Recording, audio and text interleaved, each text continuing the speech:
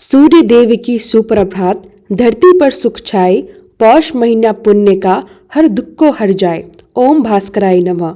हरे कृष्णा, राधे राधे। आप सभी का दिन शुभ और मंगलमय हो। इससे पहले के सभी अध्याय सुनने के लिए आप सभी का दिल से धन्यवाद। पौष मास का हर दिन हमें धर्म, तप और सत्य के मार्ग पर चलने की प्रेरणा देता है। आज पौष मास के 10वें दिन की कथा सुनने का यह पुण्य अवसर है।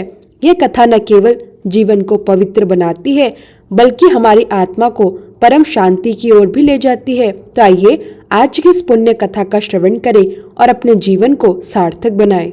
नारायण मुनि कहते हैं, हे नारद, तद परशुराम जी ने ब्रह्मा जी की बात सुनकर उन जगत गुरु को प्रणाम किया और उनसे वरदान पाकर सफल मनोरथ होकर शिवलोक की ओर चल दिए। वायु के आधार पर टिका हुआ वह मनोहर लोक 1,00,000 योजन ऊंचा और ब्रह्मलोक से विलक्षण था। उसका वर्णन करना अत्यंत कठिन है। उसके दक्षिण भाग में वैकुंठ, वाम भाग में गौरी लोक और नीचे की ओर ध्रुव लोक है, जो संपूर्ण लोकों से परे कहा जाता है। उन सब के ऊपर 50 करोड़ योजन के विस्तार वाला गोलोक है और उससे ऊपर दूसरा लोक नहीं है। वही सर्वोपरि कहा जाता है। मन के समान वैशाली योगेंद्र परशुराम जी ने उस शिवलोक को देखा। वह महान अद्भुत लोक था, उपमान और उपमेय से रहित, अर्थात अनुपम और सर्वश्रेष्ठ। योग, इंद्रिया, सिद्धियां, विद्या सभी उसमें पूर्ण थी। करोड़ों कल्पों की तपस्या से पवित्र शरीर वाले पुण्यात्मा कल्प वृक्षों के समूह और असंख्य कामधेनु के समुदायों से सुशोभित था। वह नाना प्रकार के पच्चीकारी और उत्तम मणियों की कलशों से सज्जित 100 करोड़ भवनों वाला लोक था। उनके रमणीय मध्य भाग में शंकर जी का भवन दिखाई दिया। उस भवन के चारों ओर बहुमूल्य मणियों की 4 दीवारी बनी हुई थी, जो इतनी ऊंची थी कि आकाश को छू रही थी। भवन का रंग दूध और जल के समान उज्जवल था। इसमें 16 दरवाजे थे और यह सैकड़ों मंदिर से सुशोभित था, जो अमूल्य रत्नों और रत्नों की सीढ़ियों से विभूषित थे। नाना प्रकार के चित्रों से सज्जित होने के कारण वह अत्यंत सुहाना लग रहा था। भवन के द्वार पर 2 भयंकर द्वारपाल थे। परशुराम जी ने उन्हें देखा। उनकी आकृति बड़ी बेडौल, दांत और मुख बड़े विकराल, 3 नेत्र और महान बल पराक्रम से संपन्न थे। शरीर उत्तम बाघ और विभूति से विभूषित, त्रिशूल और पटस धारण किए हुए थे। वे ब्रह्मा तेज से प्रकाशित हो रहे थे। उन्हें देखकर परशुराम जी का मन भयग्रस्त हो गया। फिर भी वे विनीत होकर नम्रता के साथ उन द्वारपालों के सामने अपना सारा वृत्तांत कह सुनाने लगे।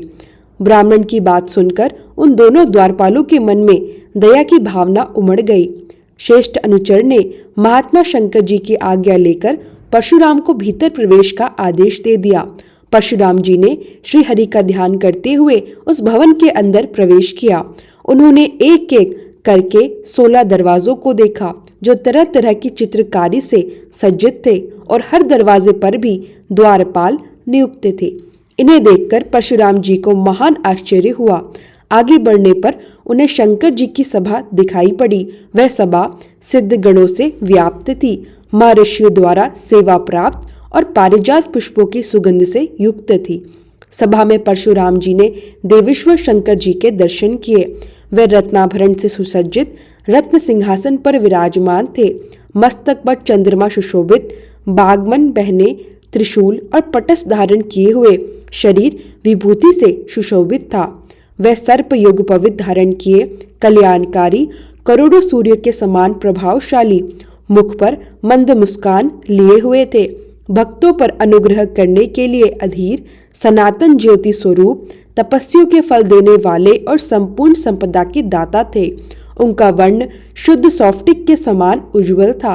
उनके 5 मुख और 3 नेत्र थे। वे तत्वा मुद्रा द्वारा शिष्यों को गुण ब्रह्मा का उपदेश दे रहे थे।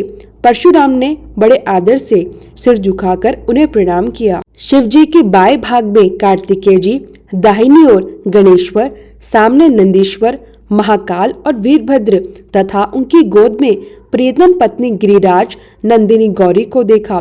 परशुराम जी ने भी सभी को बड़े भक्ति भाव से सिर झुकाकर नमस्कार किया। शिवजी के दर्शन से परशुराम जी परम संतुष्ट हुए। शोक से पीड़ित होने के बावजूद उनकी आंखों में आंसू थे। वे अत्यंत कातर होकर हाथ जोड़कर शांत भाव से शिव जी की स्तुति करने लगे। परशुराम जी बोले, हे ईश, मैं आपकी स्तुति करना चाहता हूँ, परंतु मैं सर्वथा असमर्थ हूँ। आप अक्षर और अक्षर के कारण इच्छा रहित है। मैं तो मंद बुद्धि वाला हूँ। मुझमें शब्दों की योजना करने का ज्ञान नहीं। भला जिनकी स्तुति करने की शक्ति स्वयं वेदों में नहीं है, उनकी स्तुति करके कौन पार पा सकता है। वे आगे बोले, हे करुणा सागर, मैं अत्यंत दीन हूँ।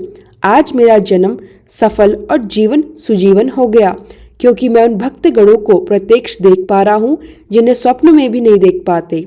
उन महेश्वर को मैं नमस्कार करता हूँ जो सूर्य, चंद्रमा, अग्नि, जल और वायु के रूप में विराजमान है। वे स्त्री, नपुंसक और पुरुष रूप धारण करके जगत का विस्तार करते हैं।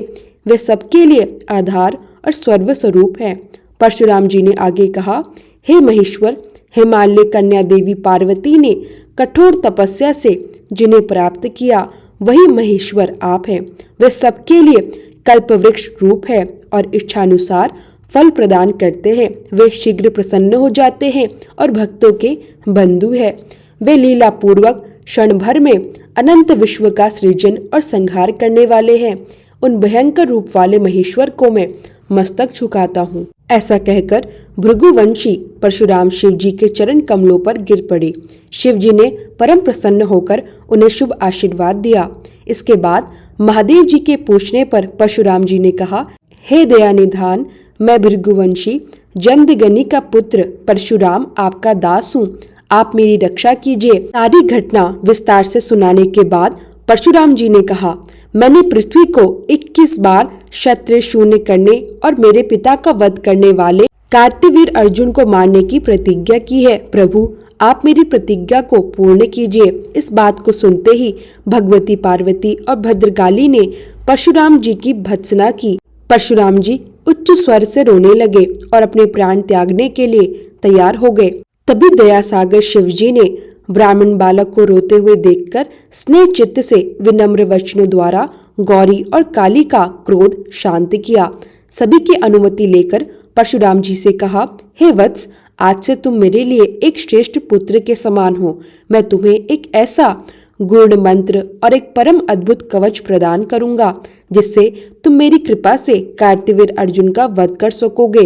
21 बार पृथ्वी को भूपालों से शून्य कर दोगे। सारे जगत में तुम्हारी कीर्ति व्यापत होगी। इसमें तनिक भी संशय नहीं।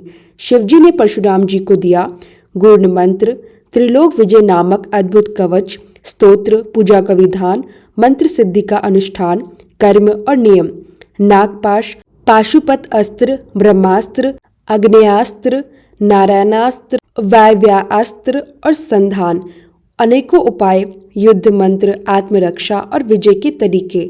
परशुराम जी ने चिरकाल तक गुरुकुल में रहकर संपूर्ण विद्या प्राप्त की। इसके बाद तीर्थ जाकर मंत्र सिद्धि प्राप्त की और शिवजी आदि को प्रणाम करके अपने आश्रम को लौट आए। नारद जी ने पूछा, भगवान, अब मेरी यह भी इच्छा है कि आप मुझे बताएं कि शिवजी ने परशुराम जी को कौन सा मंत्र, स्तोत्र और कवच दिया। उस मंत्र के आराध्य देवता कौन है, कवच धारण करने का क्या फल है और स्तोत्र पाठ से किस फल की प्राप्ति होती है। श्री नारायण मुनि ने देवर्षि नारद के सामने जो कुछ भी वर्णन किया वह हम सभी अगले अध्याय में सुनेंगे। अब क्योंकि आज बुधवार का दिन भी है तो पौष मास महात्म्य की कथा के साथ साथ हम गणेश भगवान की कथा भी सुनते हैं। एक बार गणेश जी ने पृथ्वीलोक के मनुष्यों की परीक्षा लेने का विचार किया। वे अपना रूप बदलकर पृथ्वी पर भ्रमण करने लगे। उन्होंने एक छोटे से बालक का रूप धारण किया। एक हाथ में चम्मच में दूध और दूसरे हाथ में एक चुटकी चावल। वह गली गली घूमने लगे और बार बार पुकारते, कोई मेरे लिए खीर बना दो, कोई मेरे लिए खीर बना दो। लेकिन कोई उन पर ध्यान ही नहीं दे रहा था, बल्कि लोग उन पर बहुत हंस रहे थे। वे लगातार एक गांव से दूसरे गांव चक्कर लगाते रहे और पुकारते रहे, कोई मेरे लिए खीर बना दो। सुबह से शाम हो गई, लेकिन कोई भी खीर बनाने के लिए तैयार नहीं था। तभी उसी गांव में एक बुढ़िया माई थी, अपनी झोपड़ी के बाहर बैठी हुई थी। शाम के समय गणेश जी वहां से पुकारते हुए निकले, कोई मेरी खीर बना दो, क्या कोई है जो मेरी खीर बना देगा? बुढ़िया, जो बहुत कोमल हृदय वाली थी, बोली, आ बेटा, मैं तेरी खीर बना देती हूँ। गणेश जी वहीं रुक गए और बुढ़िया से कहने लगे, माई, अपने घर से दूध और चावल लेने के लिए बर्तन लेकर आओ। बुढ़िया कटोरी लेकर बाहर आई। गणेश जी ने कहा, माई, अपने घर का सबसे बड़ा बर्तन लेकर आओ। बुढ़िया थोड़ी झुंझलाहट हुई, लेकिन उन्होंने बालक का मन रखने के लिए कहा, चलो बच्चे का मन रख लेती हूँ, और अंदर जाकर सबसे बड़ा पतीला लेकर बाहर आई। गणेश जी ने चम्मच से दूध पतीले में उड़ेलना शुरू किया। बुढ़िया हैरान रह गई, क्योंकि दूध से पतीला पूरा भर गया। फिर भी गणेश जी लगातार दूध भरते रहे। बुढ़िया के सभी बर्तन दूध से लबालब हो गए। गणेश भगवान ने कहा, माई, मैं स्नान करके आता हूँ, तब तक तुम खीर बना लो। बुढ़िया ने पूछा, मैं इतनी सारी खीर का क्या करूँ? गणपति जी बोले, आज सारे गांव को खीर की दावत दे दो। बुढ़िया ने बड़े प्रेम से खीर बनाई। खीर की मीठी मीठी खुशबू चारों दिशाओं में फैल गई। सारा गांव खींचे चला आया, क्योंकि खीर की खुशबू बहुत आकर्षक थी। बुढ़िया की एक बहू भी वहां पहुंची। उसने खीर से भरे पतीले को देखा और मन ही मन बहुत खुश हुई। वह कटोरी से खीर निकालकर दरवाजे के पीछे बैठ गई और खाने के लिए तैयार हो गई। जैसे ही वो खीर खाने लगी थी कि एक छींटा गणपति जी को लग गया और गणपति जी को भोग लग गया, जिससे वे बहुत प्रसन्न हुए। पूरे गांव को खीर खाने की दावत के बाद बुढ़िया वापस अपने घर गई। गणपति जी बोले, भोग तो लग चुका, मैं तृप्त हूँ, अब तुम खाओ और गांव वालों को खिलाओ। बुढ़िया ने कहा, इतनी खीर बच जाएगी, सबका पेट भर जाएगा, बची खीर का क्या करूं? गणेश जी ने कहा, जो खीर बचे उसे रात में अपने घर के चारों कोनों में रख दो। बुढ़िया ने वैसा ही किया। सुबह उठकर देखा, पतीलों में खीर की जगह हीरे, जवाहरात और मोती भरे हुए थे। वह बहुत खुश हुई और उसकी सारी दरिद्रता दूर हो गई। फिर उसने गणपति जी का एक भव्य मंदिर बनवाया, साथ में एक बड़ा तालाब भी खुदवाया। उसका नाम दूर दूर तक प्रसिद्ध हो गया। वार्षिक मेले लगने लगे और लोग वहां पूजा करने आने लगे। गणेश जी सभी की मनोकामनाएं पूरी करने लगे। हे गणपति भगवान, इस कहानी को सुनते सुनते हुंकार भरते सभी पर अपनी कृपा बनाए रखना, सभी की रक्षा करे और सभी के विघ्न दूर करे। प्रेम से बोलिए गणपति भगवान की जय। हे भक्तजन, इस कथा से हमें यह महत्वपूर्ण शिक्षा मिलती है कि भक्ति और सेवा भाव से बड़े कार्य भी सरल हो जाते हैं।